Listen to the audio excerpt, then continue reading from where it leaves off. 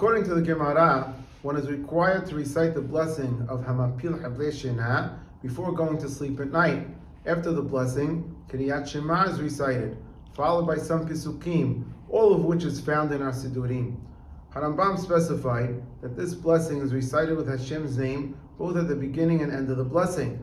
Mahzor Aram Sobah, which was printed in the year 1527, also has Hashem's name at both the beginning and end of the blessing.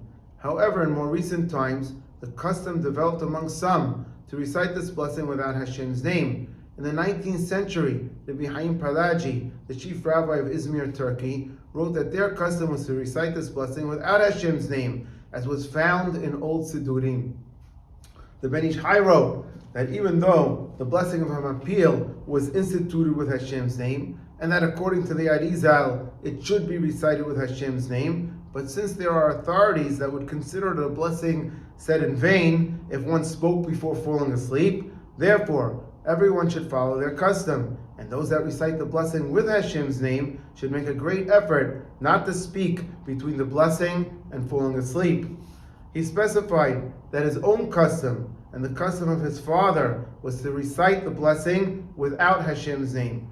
The Ben Ish Chai also mentioned the correspondence that he received from Rabbi Eliyahu Manni, which reported that the majority of the pious people of Jerusalem do not recite this blessing with Hashem's name, because they might have to speak after the blessing, and some say that if one speaks, then the blessing was recited in vain.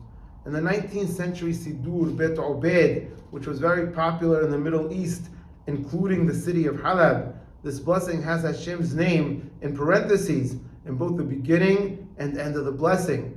In the instructions before the blessing it says, some recite the blessing without Hashem's name. V'hakol holech ahara minhag.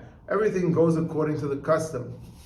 Interestingly, in the Sidur Olat HaShahar that was printed in Halab in 1915, the blessing is printed with Hashem's name in both the beginning and end of the blessing, without any mention of a custom to recite the blessing without Hashem's name. And that's how this blessing was printed in the Sidur Tefillat Yeshurun, which was very popular in our community from the 1930s until the 1960s.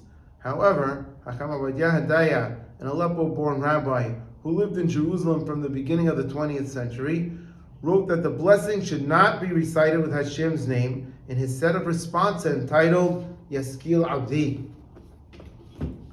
And in the book Yitzhak Yeranen, Hakam Yitzhak Sheherbad wrote regarding the blessings of Hamapil, Tefilat HaDerech, the blessing for thunder, and similar blessings. It is not our custom to recite these blessings with Hashem's name. Hakam Yitzhak Sheherbad lived during the 20th century.